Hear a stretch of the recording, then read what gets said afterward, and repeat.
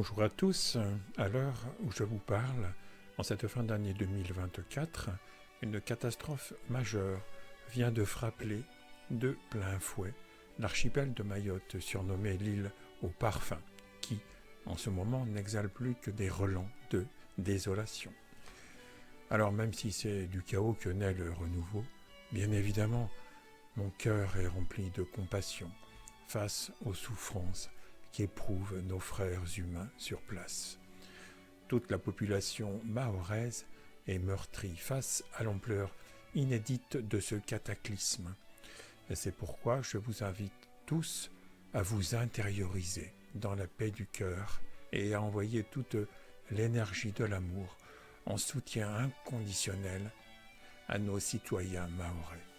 Ensemble, si vous le souhaitez aussi, nous pourrions nous coordonner pour organiser des méditations collectives capables de mettre en cohérence des vagues de paix, de sagesse et d'amour dont Mayotte a besoin. D'ailleurs, cela s'appelle déjà mettre l'amour en action. Et de plus, c'est vraiment toute l'humanité qui en a besoin, car l'amour inclut. Il inclut en lui tout ce qu'il aime. De fait, nous sommes déjà tous reliés, comme le démontre la physique quantique. Cette cohérence du cœur, cela s'appelle agir sur les causes et non pas sur les effets. Car le non manifesté précède et engendre le manifesté. Il est évident que les effets deviennent des causes pour les effets suivants, etc., etc. Alors de cet enchaînement fractal, il me paraît clair d'agir principalement sur les causes quantiques initiales plutôt que sur les effets. Quand je parle d'agir, je voudrais souligner ici que c'est la vie qui nous fait agir. Agir par elle et en elle, parce que tout est un. Et puis la causalité ne s'applique que dans le manifesté, car bien naturellement, la pure présence se situe en dehors de l'espace-temps et n'est donc pas assujettie à la causalité. Ainsi, le fini est activé par l'infini, cette matrice de lumière qui nous irrigue, qui nous imprègne et engendre le monde en collaboration avec chacun d'entre nous.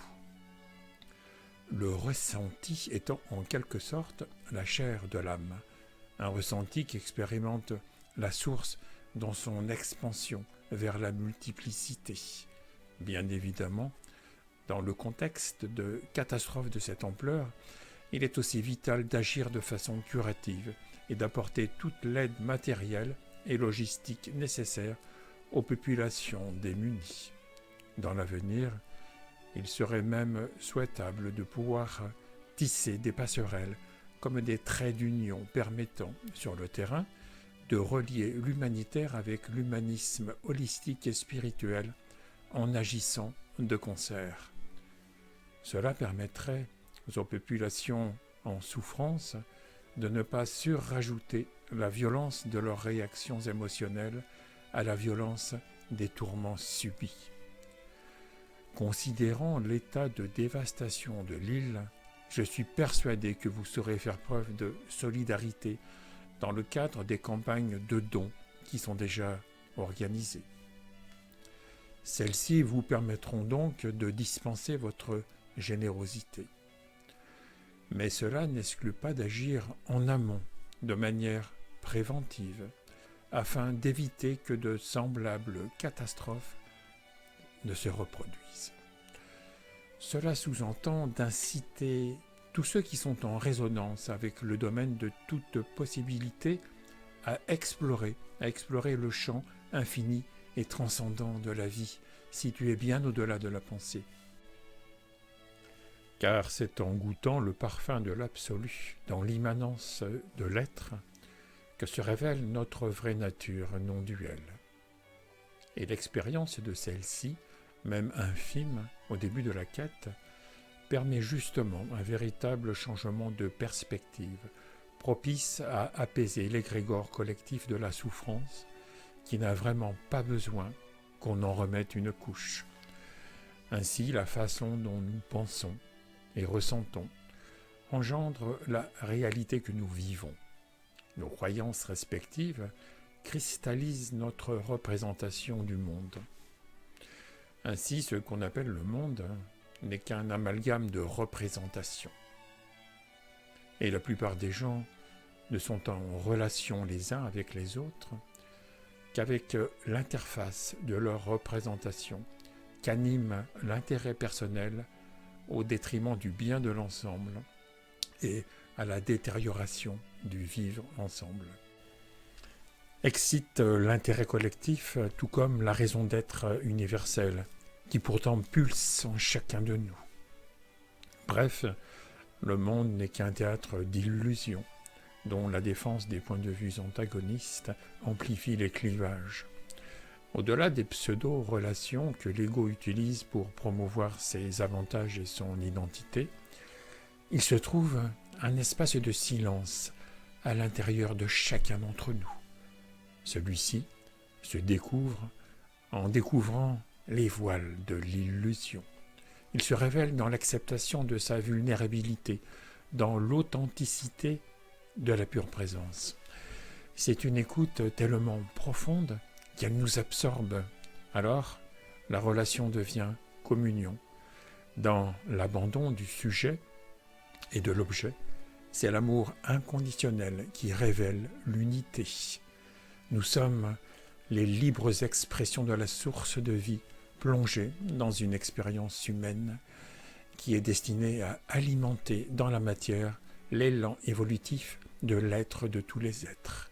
Pourtant, dans la transition en cours, tant de gens sont encore dans l'ignorance ou le refus d'incarner leur vraie nature.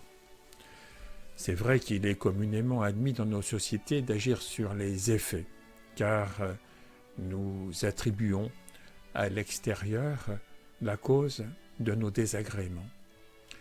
Toutefois, dans la sagesse de la pure présence, la paix est un attribut naturel qui n'est pas impacté par les circonstances extérieures.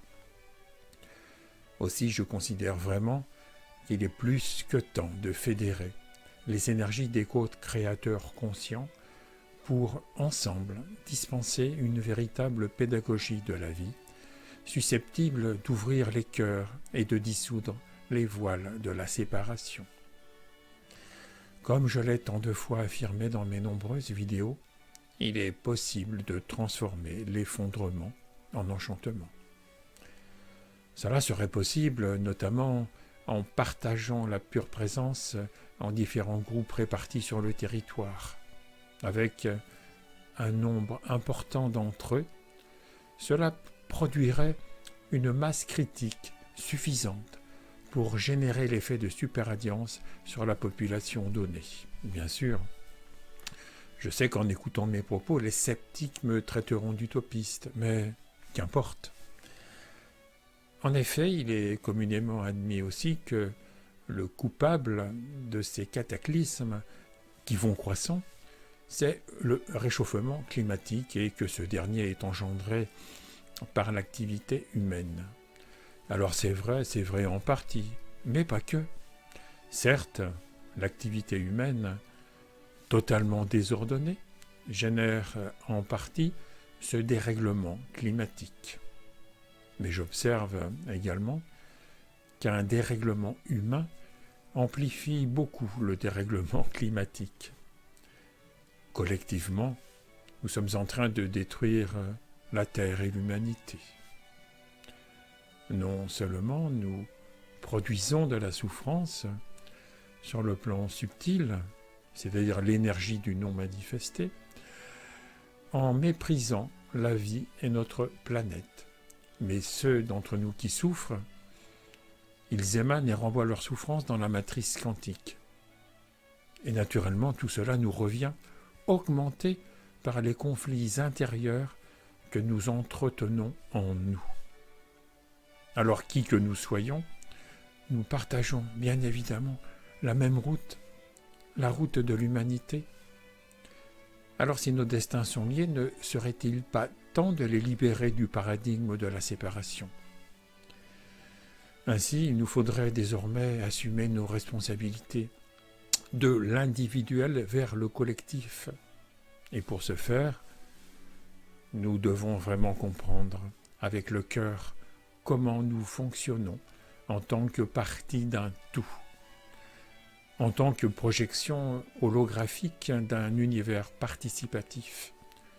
Car comprendre, c'est prendre avec soi, ou plutôt prendre avec le soi suprême, que nous sommes de toute éternité.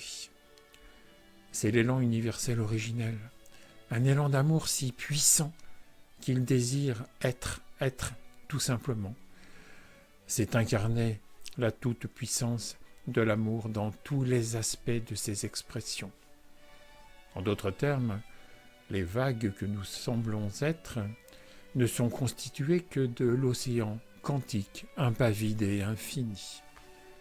Il y a urgence à s'aimer inconditionnellement les uns les autres.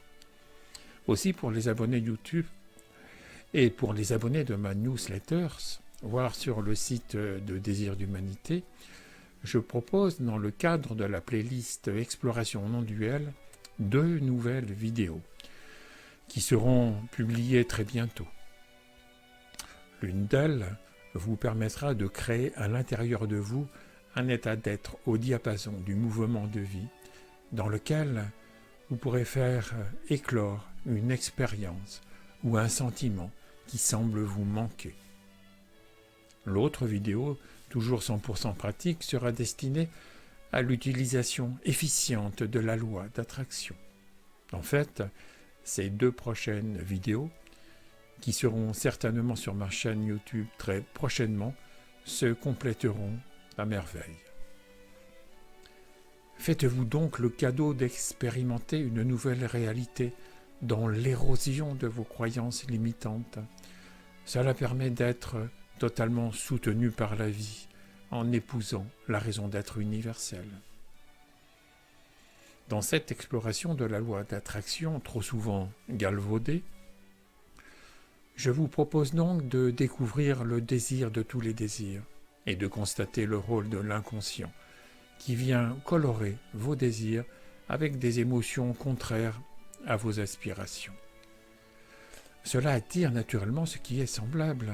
Ainsi une peur refoulée ou un sentiment de manque que vous rejetez malgré un désir positif attire irrémédiablement des situations similaires à vos ressentis les plus profonds, qui entrent alors en énergie, en relation avec la matrice non manifestée, qui vous renvoie naturellement ce que vous avez émis. C'est un principe d'unité qui se ressemble, s'assemble. C'est pourquoi la connaissance de soi est une impérieuse nécessité. C'est la véritable et la première des écologies. Pourtant, dès lors qu'un désir est aligné sur des sentiments profonds, en cohérence avec la vie, il attire des expériences très positives. Le véritable désir, joyeux et centré sur soi, est une énergie créative qui se manifeste dans l'abondance et non dans le manque. L'essence de tous les désirs est le désir d'être soi, plus précisément d'être le soi que nous sommes déjà. Dès lors, nous saisissons que l'univers est l'émanation d'un désir originel, celui qui nous entraîne du personnel vers l'impersonnel.